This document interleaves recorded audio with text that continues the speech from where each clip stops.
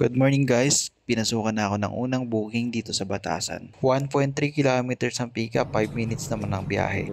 Ma'am, good morning, Jory. Papunta pa lang po ako, bali 5 minutes po ang biyahe ko papunta dyan.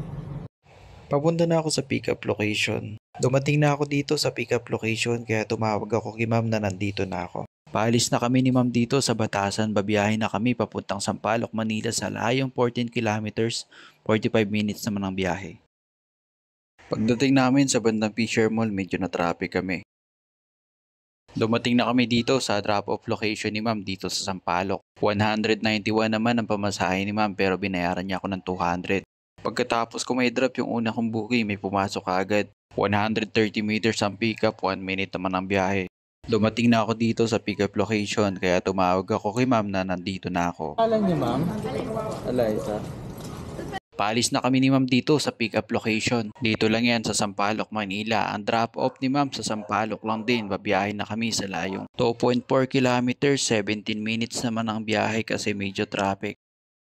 Dumating na kami ngayon dito sa drop-off location ni ma'am. 53 pesos naman ang pamasahe.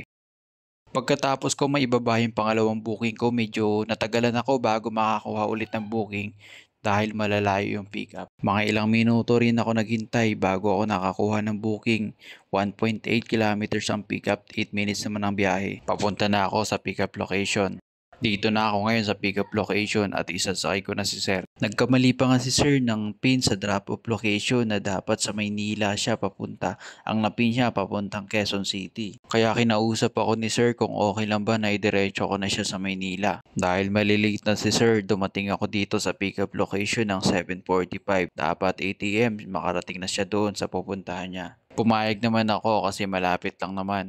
Dumating na kami dito sa drop-off location ni sir. 60 pesos nga pala ang pamasahe ni sir pero nag-note siya sa apps na plus 50. Kaya naging 110 ang pamasahe niya pero pagkababa nga ni sir binayaran niya ako ng 200 pesos. Mga ilang minuto lang pinasukan ako ulit ng pang-apat na booking. Dito lang din yung pick up sa bandang likuran ko. Kaya tumawag ako kay sir na nandito na ako sa pick up location. Ilang sandali lang lumabas na si sir.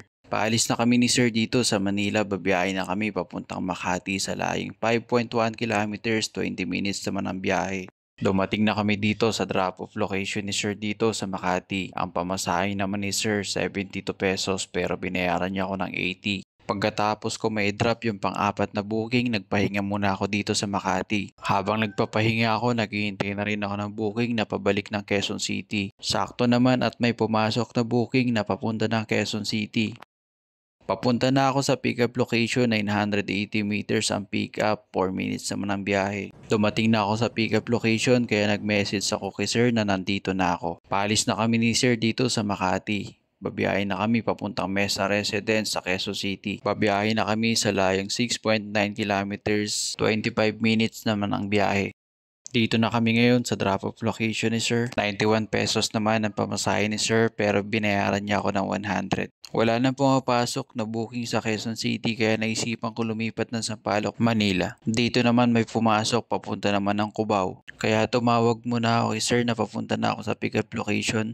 990 meters ang pickup, 5 minutes naman ang biyahe. Dito na ako ngayon sa pickup location. Paalis na kami ni sir dito sa Sampaloc, Manila. Babiyahe na kami papuntang 5-star bus terminal sa Cubao. 6.3 kilometers, 25 minutes naman ang biyahe. Dumating na kami dito sa 5-star terminal sa Cubao. 88 pesos naman ang pamasahe ni sir pero binayaran niya ako ng 100.